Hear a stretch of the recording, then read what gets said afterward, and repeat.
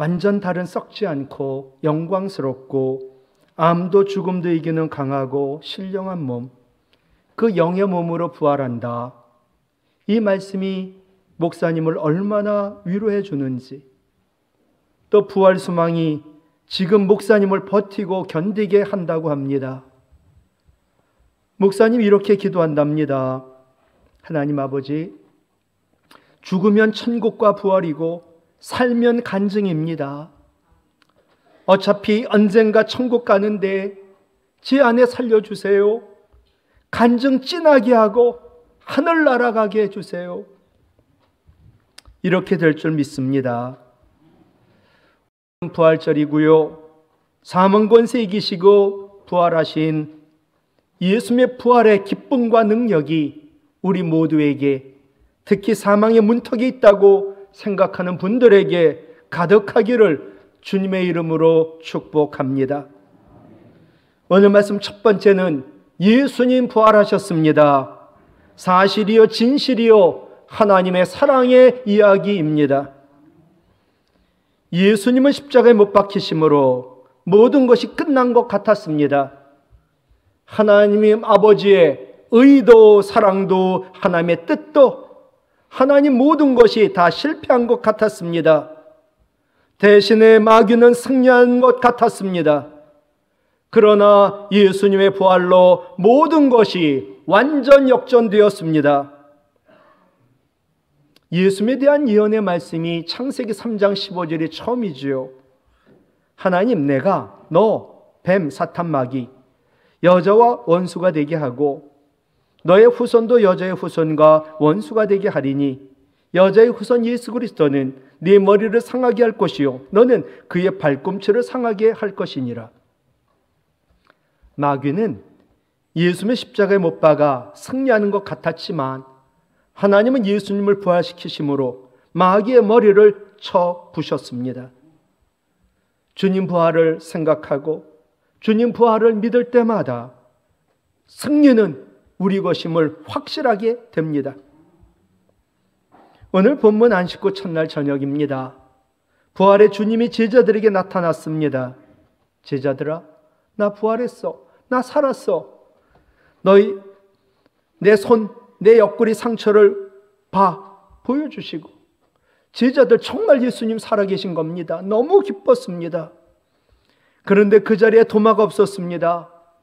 다른 제자들이 부활하신 주님을 보았다고 말하자 도마는 내 손으로 직접 주의 손과 옆구리 만져기 보기 전에는 믿을 수 없다라고 말합니다. 여드레가 지나 도마가 다른 제자들과 함께 있을 때 주님이 다시 찾아오셨습니다. 도마의 말을 다 들었죠. 도마야, 도마에게 말합니다. 27절이에요.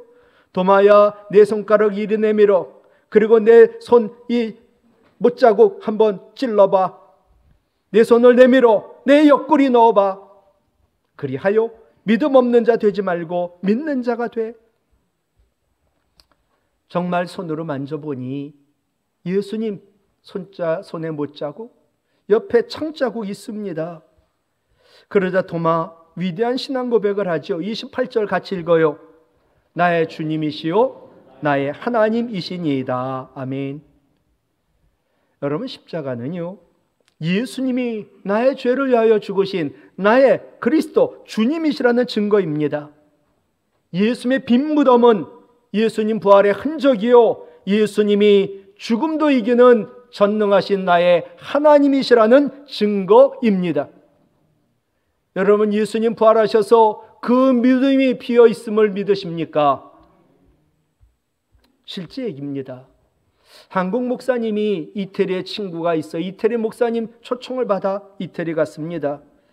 로마에서 식사를 하는데 식사 대접받고 식사를 끝내자 목사님은 냅킨을 그냥 내놓았습니다. 그 자리에 놓았습니다. 근데 현지 목사님은 이 냅킨을 잘 개어 놓는 겁니다. 목사님이 내가 예의를 갖추지 못했나? 목사님 왜 개어 놓냐? 그러자 이태리 목사님 이야기예요. 냅킨을 그냥 놓는다는 것은 음식이 맛있으니까 다시 오겠다는 뜻이고, 이 집 음식이 맛이 별로기 때문에 나 다시 오고 싶지 않아. 그럴 때는 냅킨을 잘 개어 놓는다는 거예요. 그러니까 목사님, 이태리 목사님은 맛이 없다고, 내가 다시 오지 않겠다고 개어 놓았다는 거죠. 여러분, 예수님 무덤에서 부활하실 때 몸이 부활하셨어요. 그리고 예수님 그 시신을 싸고 있던 세마포와 수건을 오늘 본문 앞에 보세요. 요한복음 20장 5절 7절 보시면 세마포도 잘 개고 수건도 잘 개어놓고 예수님 부활하셨어요. 무슨 뜻일까요? 나는 다시 이 무덤을 방문하지 않는다. 예수님 죽지 않으셨으니까. 그리고 나의 부활을 믿는 자 다시 무덤에 나 찾아올 필요가 없어 라고 하는 강력한 메시지지요. 예수님 부활하셨고요. 예수님 무덤은 비어 있어요. 믿으시기 바라요. 도마의 신앙 고백에 우리 주님은 29절에 도마 너는 나를 본 거로 믿냐? 보지 못하고 믿는 자들은 복되다. 이렇게 말씀하셨어요. 보아야 믿겠다고 한 도마를 꾸짖은 예수님 말씀일까요? 여러분 사도행전 1장에 보면 사도행전에 사도가 나와요. 이 사도는 예수님 따라다니던 예수님이 죽고 부활한 걸 다 본 사람들이 제자인데 그들을 사도행전에서는 사도라고 말해요. 그러니까 엄밀히 말하면 바울은 사도가 아니지요. 그래서 그것 때문에 바울이 엄청 공격을 받았거든요. 사도행전 1장에 보면 가룟 유다 대신에 사도를 뽑는 자격이 나옵니다. 사도행전 1장 21, 22절에 보면 주 예수께서 우리들 가운데 출입하실 때 우리와 함께 있을 때 항상 우리와 함께 다니던 사람이어야 된다. 예수님 다 보았죠. 기적 행하는 거 보고 죽은 자 살리는 것도 보고 예수님 십자가에 죽은 것도 보고 예수님 부활도 본 사람 중에 하나를 세워 우리와 더불어 같이 읽어요. 예수께서 부활하심을 증거할 사람이 되게 하여야 하리라. 사도, 예수님의 진짜 제자의 조건이 이거예요. 사도는 예수님에 관한 말씀을 누군가로부터 듣고 전하는 증언자가 아닙니다. 사도, 예수님 진짜 제자는 직접 눈으로 보고 예수님 십자가 진 것도 봤지요. 예수님 부활하신 것도 봤지요. 그래서 예수님을 증언할 자라야 한다. 이게 조건이에요. 도마도 예수님 부활한 거 못 봤잖아요. 그러니까 직접 눈으로 보아야 된다는 거예요. 그런데 왜 예수님은 보지 못하고 믿는 자들이 복되다라고 말씀하셨을까요? 예수님 이제 부활 승천하시잖아요. 그러니 예수님 부활하시고 나면 승천하시고 나면 예수님 볼 수 없어요. 그래서 보지 못하고 믿어야 되는 후대의 성도인 우리를 염두에 두고 하신 말씀이지요. 여러분 예수님 계실 때는 예수님 십자가 진 것도 예수님 부활하신 것도 보고 그래야 믿어요.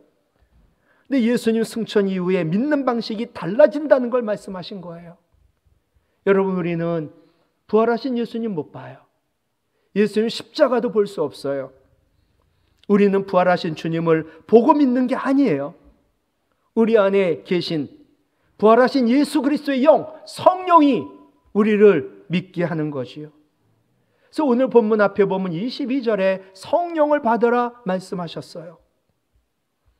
두 번째 말씀은요, 성령을 받아 예수님의 부활을 믿으시기 바라요. 그래도 우리고 반드시 죽어도 부활함을 믿으시기 바랍니다. 예수님 부활이 없고 부활 신앙이 없으면 우리는 교리나 기독교만 믿는 거지 하나님도 예수님도 믿지 않는 사람이 될 거예요. 부활 신앙이 또한 없으면 우리는 실제론적 무신론자가 됩니다. 하나님은 존재해. 부정하지 않아요. 근데 실은 세상 사람들처럼 하나님이 없는 거나 다름없는 삶을 살아요. 무기력하지요. 무능하지요. 정말 평안도 기쁨도 없지요. 단지 예수 믿는다는 거로 썬데이 크리스찬, 주일날 한 번 와서 마음에 그냥 위로만 받고 돌아가는 거예요. 예수님 부활을 믿지 않는다면, 예수님 부활이 내 삶에 아무런 영향을 미치지 않는다면 예수님은 지금도 무덤에 시신으로 누워 계신 분에 불과합니다. 그런 예수님은, 무덤에 누워있는 죽은 예수님은 결코 내 죄를 용서할 수 없습니다. 우리의 예배도 받을 수 없습니다. 우리의 기도도 들을 수 없습니다. 사망이 지배하는 이 세상에서 우리에게 아무 희망도 주지 못합니다. 예수님 부활했음을 믿어야지요. 부활신앙을 가져야지요. 부활신앙이 무엇일까요? 예수님 부활하시고 제자들 찾아오셨습니다. 물론 더는 옛날에 육의 몸이 아닙니다.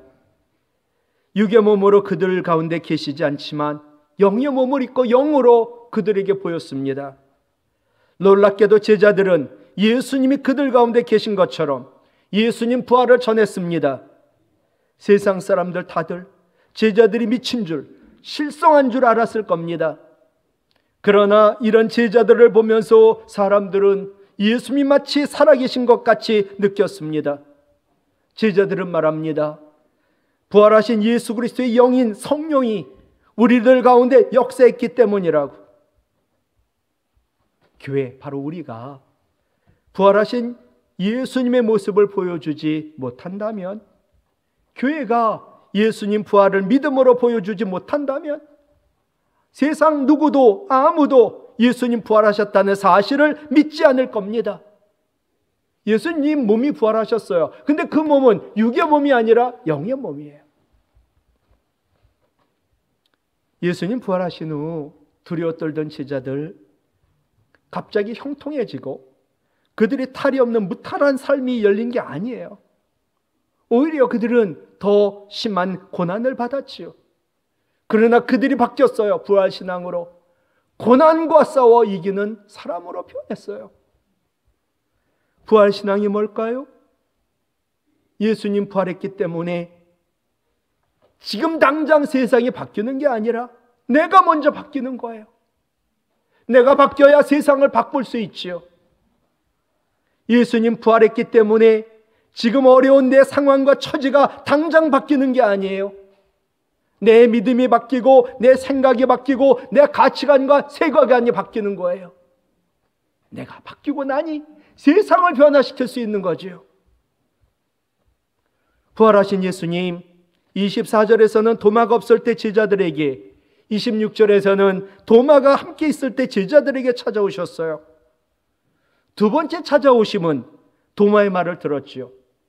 예수님 부활했다고? 내가 직접 하고 만져봐야 다 믿을 거야. 세상의 부활의 주님은 다 우리 말을 듣고 계신 거예요. 그래서 도마의 마음을 아셨어요. 그것 때문에 도마 찾아오셨습니다. 저는 이 말씀이 무엇을 뜻할까? 우리가 어디서 무슨 말을 하든지 부활의 주님은 모두 듣고 계신다는 거예요.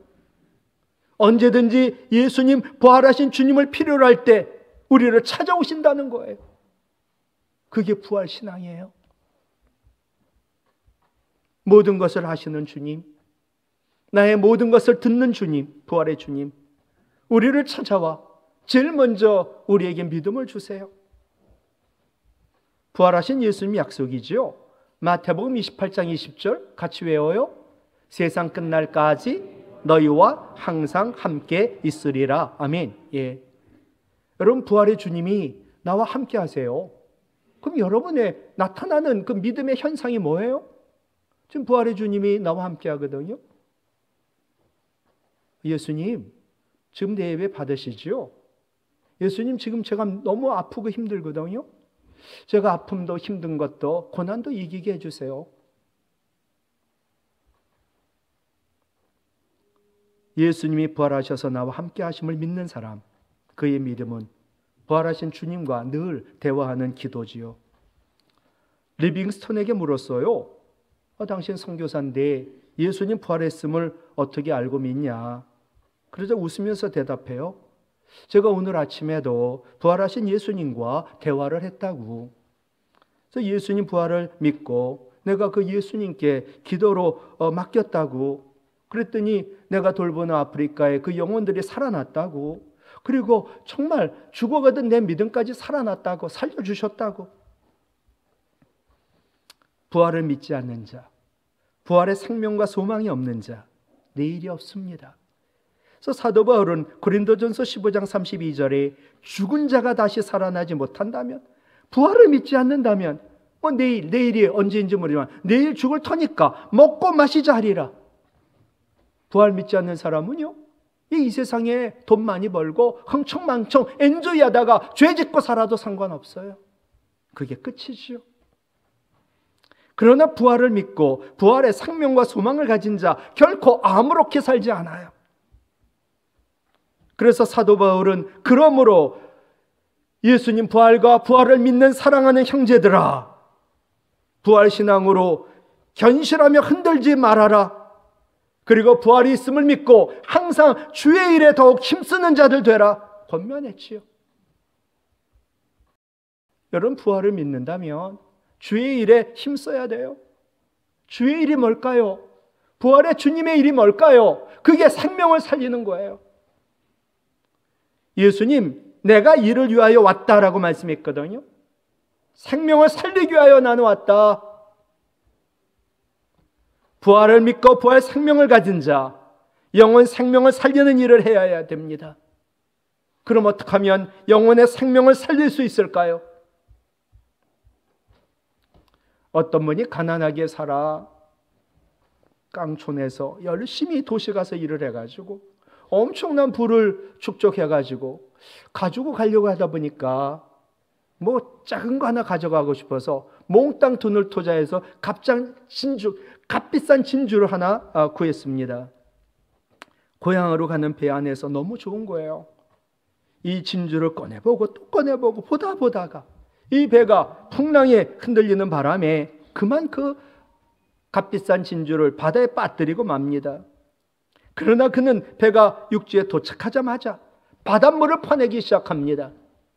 바닷물 퍼내야 그 바닥 드러났을 때 그 값싼 진주를 찾을 수 있으니까. 하루 이틀, 사흘 나흘, 일주일 지나도 바닷물 푸기를 멈추지 않습니다. 이분이 푸던 그 바닷물 푸던 근처 살던 거북, 밤낮 시끄러운 거예요. 그래서 물 밖으로 나와봤죠. 세상에 그래서 미치다 그러면 좀 그렇고 한 사람이 계속 바닷물을 열심히 퍼내고 있는 겁니다. 하도 이상해서 거북이가 뭘 하냐고 물었어요. 그러자 이 사람이 바닷물을 퍼내, 내가 진주를 그만 빠뜨렸다고. 그래서 바닷물을 퍼내서 그 진주를 찾으려고 한다고. 거북이 보니 기가 막혀요. 근데 하도 열심히 물을 퍼내는 거예요. 도와주고 싶은 거지요. 빠뜨렸던 곳이 어디냐? 저 근처라고. 거북이가 거기까지 가서 맨날 그곳에 계속해서 바닷속 샅샅이 쥐죠. 그 값비싼 진주를 찾아 주었습니다. 여러분, 잃어버린 진주는요, 잃어버린 천하보다 귀한 한 영혼이지요. 우리가 잃어버린 영혼을 찾고 구하면, 즉 열심히 전도하고 기도하면 하나님 그 영혼 찾아주시는 거예요. 여러분, 부활을 믿나요? 부활을 믿는다면 전도와 기도로 한 영혼 살려야 합니다. 그것만이 아니라 부활의 주님을 믿는다면 우리도 바뀌어야 합니다. 능력 있는 그리스도인으로. 주님 손에 나의 아픈 것, 나의 고통, 나의 고민, 나의 문제, 나의 모든 것 부활하신 주님의 손에 맡겨야 합니다. 저 어렸을 때 무궁화꽃이 피었습니다 노래하고 놀았거든요. 지금도 손주들이랑 무궁화꽃이 피었습니다 하고 놉니다. 달고나 엄청 좋아하고 오징어 놀이 좋아하고. 나이 든 사람만 알죠. 꼰대의 왕년에 타령해서나 놀 것들, 이것이 창조적 예술가 손에 닿아지니까 오징어 게임이라고 하는 세계적 대박 드라마가 되었습니다. 풍금, 소풍 가서 먹던 너무나 귀했던 바나나 반 조각, 우리 책가방 속에 들었던 반찬인 김치, 흘렀던 김치 국물, 그 흔적이 있는 책가방, 너무나 하찮은 것들이고요. 근데 이 하찮은 것도 대가의 손에 맡겨지니까 창조적 아이콘으로 부활하더라고요. 우리는 약점도 있고 아픔도 있고 못남과 부족함, 정말 온통 그 투성인데 부활하신 주님 살아계시니까 그것을 주님 손에 맡기면 우리의 삶이 대박 드라마가 될 줄로 믿고, 나의 삶의 하찮은 모든 것까지 주님 손에 맡기면 창조적 아이콘으로 부활하게 될 줄로 믿습니다. 말씀을 마칠게요. 여러분, 부활을 믿나요? 지금 당장 내 형편과 처지가 바뀌는 게 아니에요. 그러나 부활을 믿으면 내가 먼저 바뀌지요. 아니, 내 믿음이 살아있는 믿음으로 바뀌지요. 더는 죽은 자가 살을 수 없어. 세상 말 믿지 않지요. 그리고 나는 세상을 담대하게 살 수 있지요. 부활을 믿으면요, 물심판 두려워하지 않는 노아처럼, 부활을 믿으면 사자굴과 풀무불을 두려워하지 않는 다니엘과 그의 세 친구 사드락, 메삭, 아벳느고처럼 세상이 감당하지 못하는 믿음의 사람이 됩니다. 그리하여 세상이 우리를 감당하지 못하므로 물심판도 사자도 풀무불도 죽음도 이기게 되는 겁니다. 부활신앙으로 세상이 감당하지 못하는 믿음의 사람 되시기 바랍니다. 그래서 세상도 죽음도 이기고 예수님 부활을 전하며 생명을 살리는 주의 일에 힘쓰시기를 주님의 이름으로 부탁을 드립니다.